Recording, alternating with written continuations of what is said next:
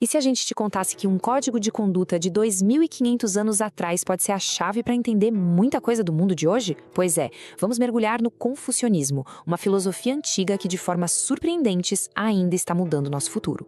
Então olha só o nosso roteiro de hoje. Primeiro, a gente vai desvendar o que realmente é o confucionismo. Depois, vamos conhecer o homem por trás do nome, Confúcio, e explorar as ideias centrais dele. E não para por aí. Vamos ver como isso virou um sistema de governo e, por fim, descobrir por que ele continua tão relevante hoje, no século XXI. Bom, para começar, a gente precisa quebrar algumas ideias que talvez já tenhamos. O confucionismo não é algo que se encaixa direitinho nas nossas caixinhas de filosofia ou religião ocidentais. É um pouco mais complexo que isso. A pergunta parece simples, né? Mas a resposta já mostra um problema que começa na própria palavra que a gente usa para descrever essa tradição toda. A verdade é que o termo confucionismo já nos coloca no caminho errado. Ele foca todo em uma única pessoa, o Confúcio. Só que o termo original, em chinês, é Houtia, que significa a escola dos eruditos. A ênfase, então, não está num profeta, mas sim em moldar o caráter das pessoas através da educação e do ritual. E essa, gente, é uma diferença fundamental. Então, o ruísmo é muito mais que uma filosofia. É tipo um projeto completo de civilização, sabe? O objetivo é alinhar a ética de cada um e as políticas do Estado com uma ordem maior, uma ordem cósmica, para alcançar a tão sonhada harmonia social. Mas afinal, quem foi o homem que deu o pontapé inicial nessa tradição? Olha, longe de ser um sábio isolado numa montanha, Confúcio estava bem no meio do furacão da crise do seu tempo. Confúcio nasceu numa era de puro caos. A dinastia que governava, a dinastia Zhou, estava desmoronando. A guerra era constante entre os estados e a moralidade parecia uma coisa do passado. Foi exatamente essa desordem toda que acendeu a missão dele.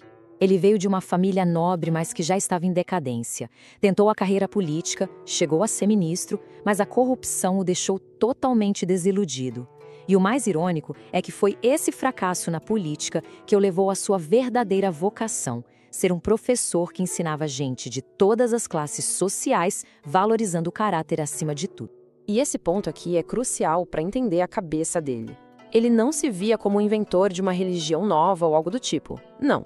Ele se via como um restaurador, alguém que estava resgatando e passando para frente a sabedoria perdida das antigas dinastias, que ele via como gloriosas, na esperança de consertar o presente caótico em que vivia.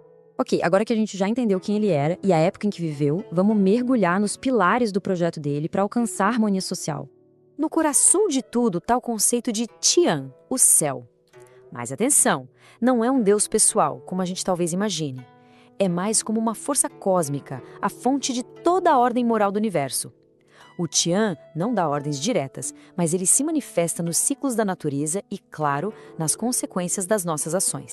E na política, isso se traduz num mandato do céu. Se a gente olhar aqui, dá para ver que não tem nada a ver com o direito divino dos reis da Europa. Não era um poder absoluto dado no nascimento. Era totalmente condicional.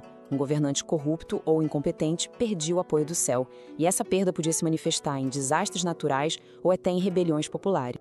Para a sociedade ficar em harmonia com esse céu, as pessoas precisavam cultivar virtudes internas. E essas aqui são as 5 constantes, tipo os blocos de construção de uma pessoa moralmente exemplar.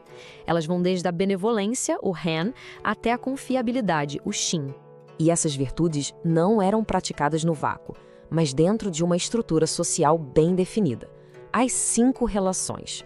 Sim, é um sistema com hierarquia, mas é fundamental entender que não era uma via de mão única. Cada papel vinha com responsabilidades.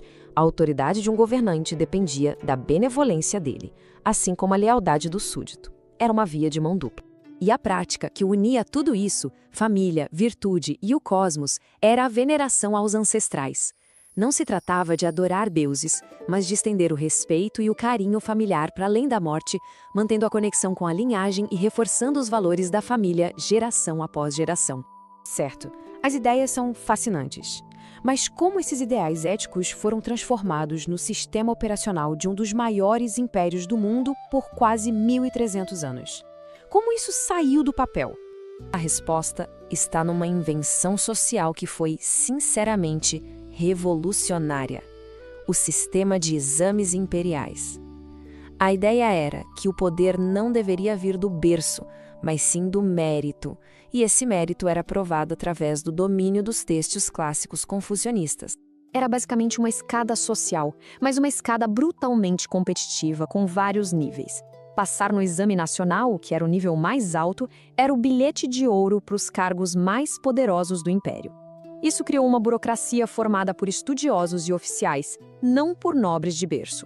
E o que caía na prova? Essencialmente um currículo padronizado.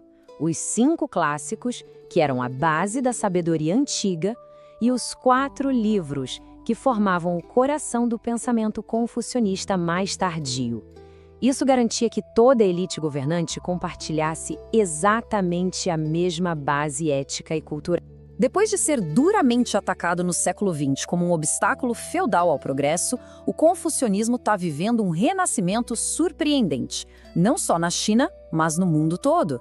E aqui a gente vê a reviravolta mais impressionante de todas. Durante a Revolução Cultural, Confúcio foi denunciado e suas ideias perseguidas. Hoje, ele é promovido pelo próprio Partido Comunista Chinês. Valores como harmonia e estabilidade são usados para fortalecer o governo e até para propor um modelo alternativo de civilização ao mundo. E essa influência vai parar na economia também. A chamada ética de trabalho confucionista é muitas vezes vista como um dos motores do sucesso dos tigres asiáticos. Pensa bem, priorizar o grupo, valorizar a educação, disciplina, construir confiança.